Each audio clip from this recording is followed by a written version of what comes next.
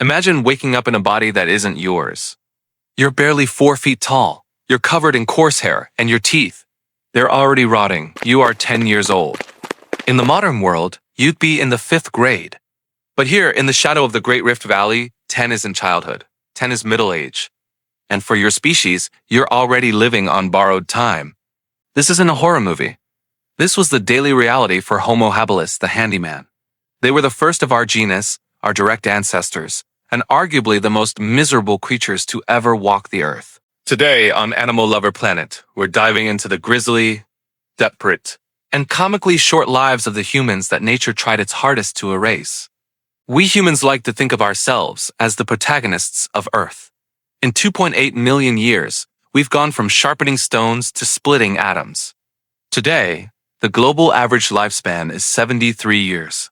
We are the masters of our environment, but the good old days, they were a nightmare. As we move back in time, the numbers plummet. But even the toughest Bronze Age warrior had it easy compared to Homo habilis. A recent study of 26 random specimens revealed a biological tragedy. The average habilis didn't even make it to their teens. Their life expectancy? Just 12 years. Think about that. 6 times shorter than your life today. But the scary part? Scientists think 12 years is the generous estimate. Because in the fossil record, the babies are missing. Why was their life so brutal? For starters, they were tiny, averaging under 4 feet and weighing barely 60% of what a modern human does. They were the lightweights of the Pleistocene. They were caught in an evolutionary no man's land. They weren't quite apes anymore, but they weren't quite us. They were partially arboreal, meaning they still spent a massive chunk of their lives in trees. But here's the problem. They weren't good at it. Chimpanzees are built for the canopy. Habilis was a transition. They had longer arms and better grips than us, sure, but they lacked the raw robustness of their ape cousins. Paleontologists believe almost every habilis suffered at least one catastrophic fall in their short life. Imagine breaking your leg 2 million years before the invention of the cast. In the African savanna, a broken leg isn't an injury. It's a dinner bell. You'd think a creature this small and vulnerable would stay hidden, eating fruit and minding its own business. Habilis had other plans. Their teeth tell a story of violence. They had massive jaws, thicker than any living ape, designed to generate bone-crushing torsion. Why? Because Homo habilis was one of the first humans to develop a taste for meat. But they weren't apex predators. They didn't have bows, spears, or even fire. They were scavengers. This was the worst possible career choice. To get meat, they had to leave the safety of the trees and trek into the open grasslands to find carcasses. They were essentially walking snacks, competing with jackals and cheetahs for leftovers. And it gets worse. They loved fish. This brought them to the water's edge, the most dangerous place in Africa. To be a Homo habilis was to live in a state of constant, vibrating paranoia. Researchers have identified over 30 different species that viewed our ancestors as an easy Saturday lunch. Let's meet the neighbors. Meet the Meganterian. It was the size of a jaguar but built like a tank with lion-sized paws and recurved, razor-sharp claws. We know this cat targeted humans. How? Because we found the receipts. One specific human specimen was found with puncture marks in its occipital bone, the back of the skull. But the angle was all wrong. The cat didn't bite from behind. The Meganterian likely put the human's entire head inside its mouth from the front. It didn't just bite. It smothered them, covering the nose and mouth while the fangs severed the spinal cord. This wasn't a rare occurrence. Isotopic analysis of Meganterian bones shows a diet so heavy in Homo habilis that it literally changed the predator's chemical signature. They were specialists in killing us. If you managed to dodge the cats, you still had to deal with the bone crushers. Meet Pashacuncuta. Imagine a hyena the size of a lioness with the strongest pound-for-pound bite of any mammal to ever walk the land. These weren't just scavengers. They were pack hunters. And because habilis was out there trying to steal bone marrow from the same carcasses, these two species were on a collision course. If a cat kills you, it's usually quick. A hyena? They start eating before you're dead. For a 12-year-old habilis, this was the ultimate nightmare. But wait, there's a twist. There was another hyena, the Chasmoporthetes. It wasn't bulky like its cousins. It was built like a cheetah. Long, slender legs designed for one thing, high-speed pursuit. Homo habilis could run, but they weren't sprinters. They were endurance walkers at best. Against a running hyena that was 70% hypercarnivore, they stood zero chance in an open field. Every time a habilis group left the trees to find food, they were gambling with their entire population. If the land was a graveyard, the water was a slaughterhouse. Remember how the habilis loved to fish? They didn't use rods, they used their hands. They were literally reaching into the mouths of giants, meet Crocodilus anthropophagus. Its name literally translates to human eater. This beast was 25 feet long, bigger than any crocodile alive today, and it had horns. Two bony ridges above its eyes that made it look like a literal demon from the deep. We have direct fossil evidence of this monster's handiwork. Two juvenile habilis specimens were found with their legs and feet completely shredded by crocodile teeth. The bite patterns suggest a death roll, a maneuver designed to rip limbs off of living prey. These children didn't just die. They were dismantled. Perhaps the most tragic story of all is that of OH7, the holotype specimen that defines the entire Homo habilis species. When paleontologists found the foot and leg bones of OH7, they found deep, broad puncture wounds. They matched the teeth of a giant crocodile perfectly. It looked like a clear-cut case of nature being metal. But then, they looked at the skull.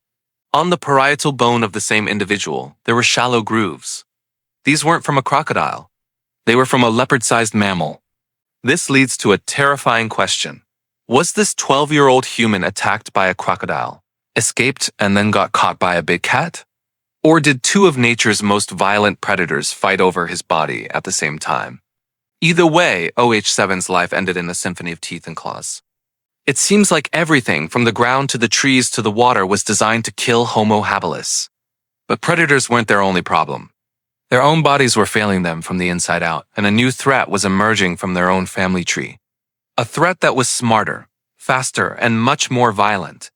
If you were lucky enough to dodge the 25-foot crocodiles and the saber-toothed cats, you still had to face a predator that lived inside your own mouth.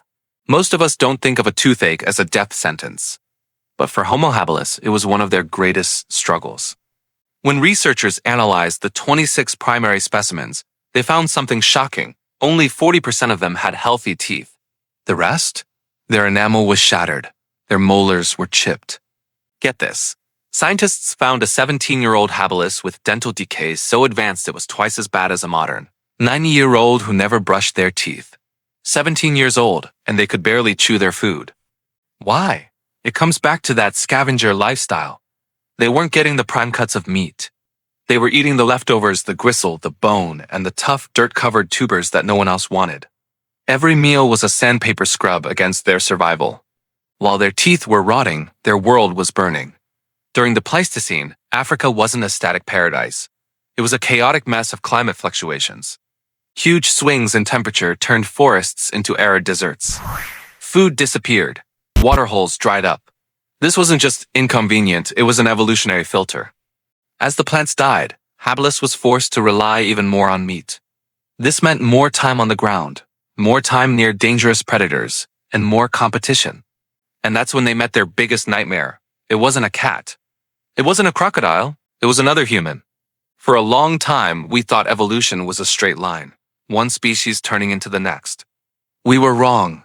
Homo habilis shared their home with at least 3 other human-like species, Homo ergaster, Homo rudolfensis, and the nutcracker man, Paranthropus boisei. This wasn't a peaceful neighborhood. This was a 700,000-year-long battle for resources. Look at the stats. Habilis was the smallest. They had the second smallest brain, about 25% smaller than Homo ergaster. While habilis was still fumbling with basic stone flakes, their cousins, Homo erectus, were beginning to master fire and advanced hand axes. It was like bringing a pocket knife to a tank fight. We have evidence that habilis actually hunted and ate Paranthropus, but the reverse was likely true as well. In a world with no grocery stores, your cousin isn't just family, he's a competitor for the last scrap of fat on a zebra carcass. And if the other humans didn't get you, the super ape would. Meet Dinopithecus. Imagine a baboon, but 3 times the size of a habilis. It had 4-inch canines and muscles like a bodybuilder. Modern baboons are known to occasionally kill and eat small mammals. Now imagine a giant version of that, living in the same trees where you sleep. There was literally nowhere to hide. At this point, you're probably wondering, If they died at 12, had rotting teeth, and were hunted by everything with a pulse, how did they last for 700,000 years? The answer is something they gave to us. Something that changed the world forever. Paleontologists estimate habilis lived in massive groups up to 85 members. That's a lot of eyes watching the grass. That's a lot of voices screaming when a leopard approaches. They cared for their sick. We find specimens that lived for years with horrific injuries that would have killed a solitary animal in days. Someone was bringing them water. Someone was sharing their scavenged meat. They weren't just handy men because they made tools. They were handy because they held onto each other. Being a Homo habilis sucked. There's no other way to put it. You were small, you were prey, and you were likely dead before you ever reached what we call adulthood. But they are the reason you are here. Every time they stood their ground against a saber-tooth, every time they shared a scrap of bone marrow with a dying friend, they were passing on the spark of humanity. They lived the hardest lives in history so that one day we wouldn't have to. If you think your Monday morning is rough, just be glad you aren't a 4-foot-tall scavenger in the Pleistocene. Which of these prehistoric predators do you think was the most terrifying? The human-eater crocodile or the smothering saber-tooth? Let us know in the comments below. If you enjoyed this deep dive into the darker side of evolution, hit that like button and subscribe to Animal Lover Planet. We're uncovering the most brutal, beautiful, and bizarre stories from the natural world every week. Thanks for watching.